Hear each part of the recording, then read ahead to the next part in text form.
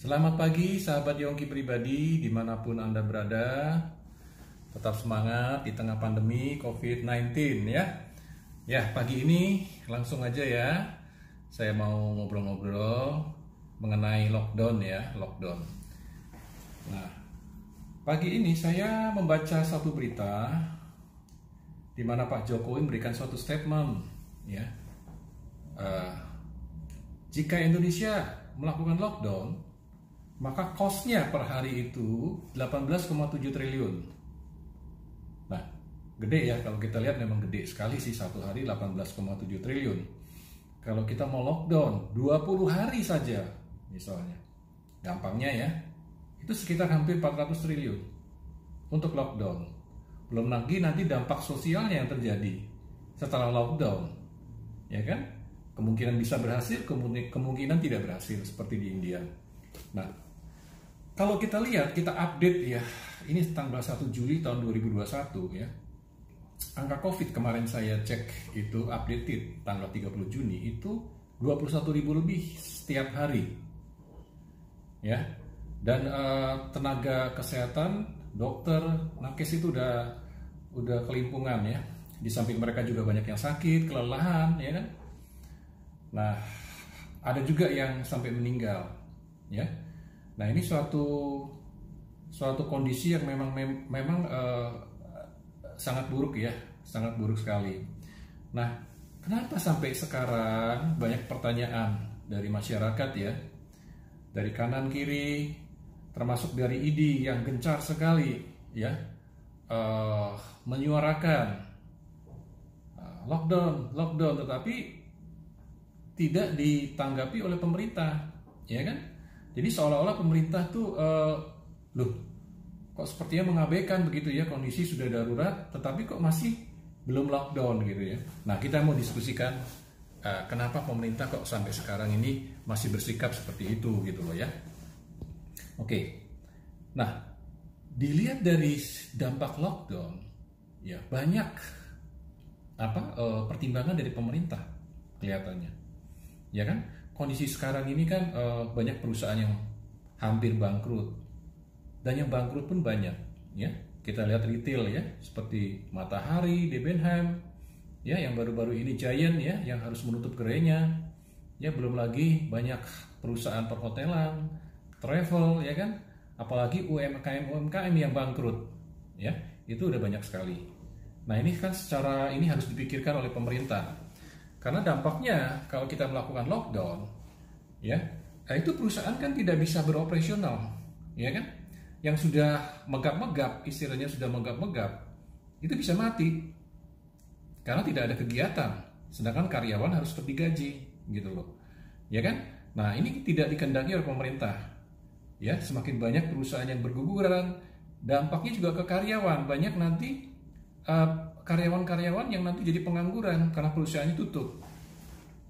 Nah, ini efek dominonya banyak gitu loh. Ini salah satu yang dipertimbangkan pemerintah ya. Jadi nanti setelah lockdown ya, itu dampak atau efeknya setelah lockdown bagi perekonomian kita itu yang sangat memberatkan gitu loh. Ya kan, bagi perusahaan ataupun bagi masyarakat.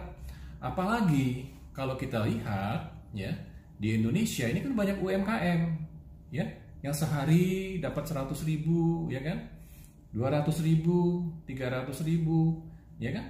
Ini kalau mereka nggak dapat duit tiap hari, mereka nggak bisa beroperasional ya, untuk membiayai kehidupannya gitu loh. Ini yang perlu dipikirkan. Ini jumlahnya sangat banyak sekali ya kan. Jadi ini saling banyak hal yang harus dipertimbangkan sebelum kita melakukan lockdown seperti di India ya. Seperti di India itu juga melakukan lockdown ya kan. Nah, itu banyak sekali yang harus dipertimbangkan oleh pemerintah, sehingga sampai sekarang ini pemerintah secara tegas sampai detik ini ya, memang Pak Jokowi bilang no lockdown ya, no lockdown karena cost-nya terlalu tinggi ya. Bukannya tidak memperhatikan nyawa, ya kan, mengabaikan kesehatan, tetapi justru kalau kita melakukan lockdown, ya kan, dampak atau efeknya setelah lockdown itu juga akan nanti banyak orang menderita, kehilangan pekerjaan, banyak perusahaan bangkrut, ya kan? Yang nanti ujung-ujungnya itu juga akan banyak orang yang meninggal karena kelaparan. Ya, tidak ada pekerjaan, ya toh? Kan pemerintah nggak bisa membiayai kehidupan mereka terus. Ya mungkin bisa bantuan sekali gitu ya, tetapi nggak bisa terus-terusan mereka yang begitu banyak. Sekarang ini juga banyak pengangguran di mana-mana karena perusahaan banyak tutup. Ya, itu suatu konsekuensi daripada lockdown. Makanya sampai detik ini pemerintah tidak mengambil suatu keputusan untuk lockdown. Ya. Nah, saya juga menganalisa dari sisi yang lain. Ya. Dari sisi keuangan negara kita juga sangat buruk sekarang. Ya. Sisi keuangan negara kita sangat buruk. Defisit anggaran kita di tahun 2020, ya, selama Covid itu 1.000 triliun lebih. Ya, 1.000 triliun lebih defisit anggarannya.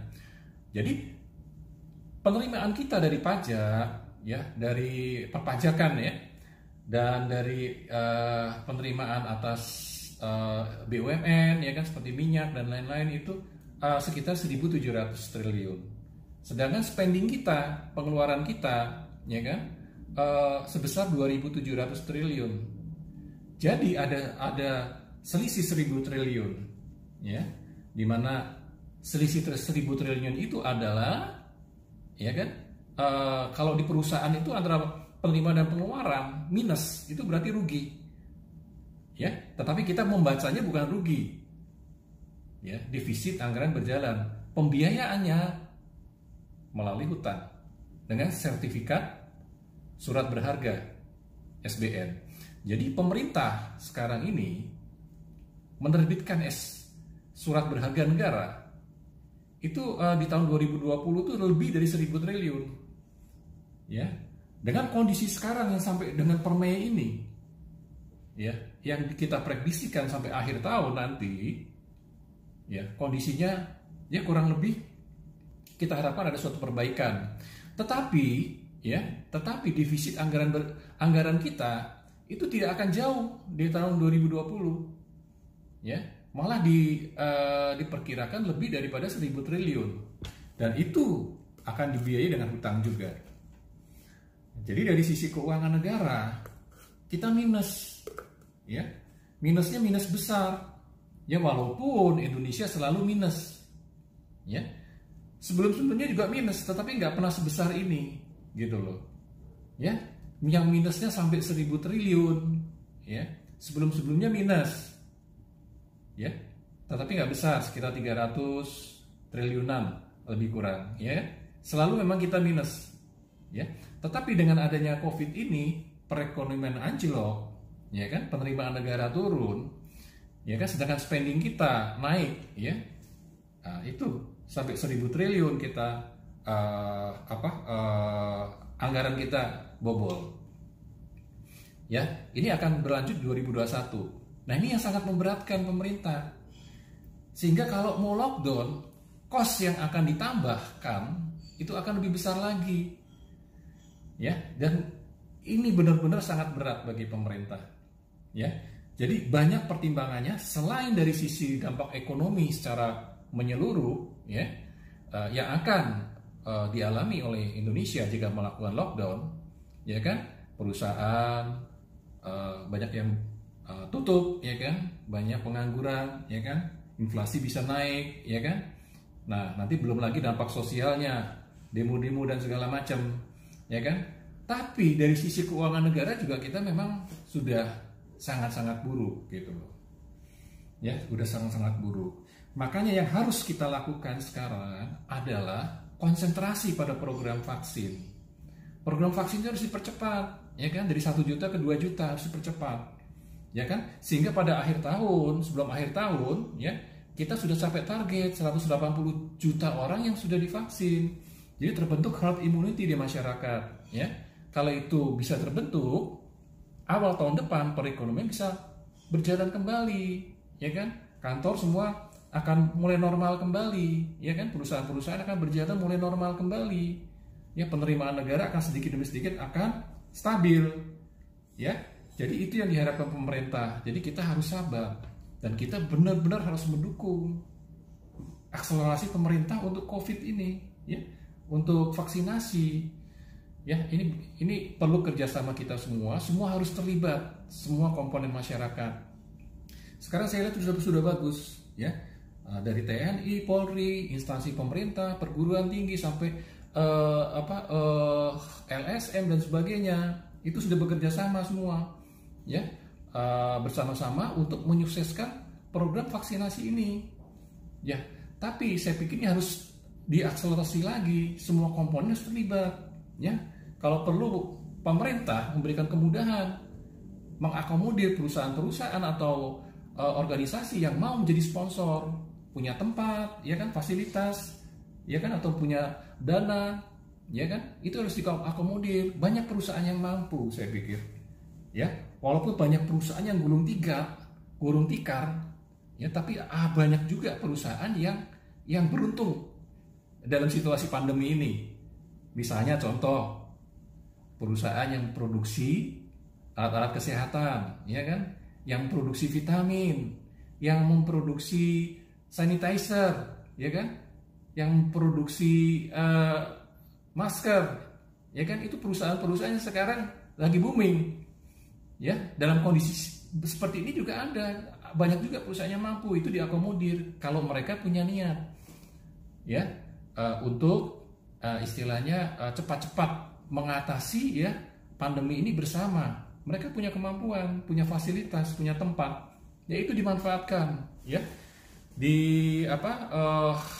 diakomodir, ya.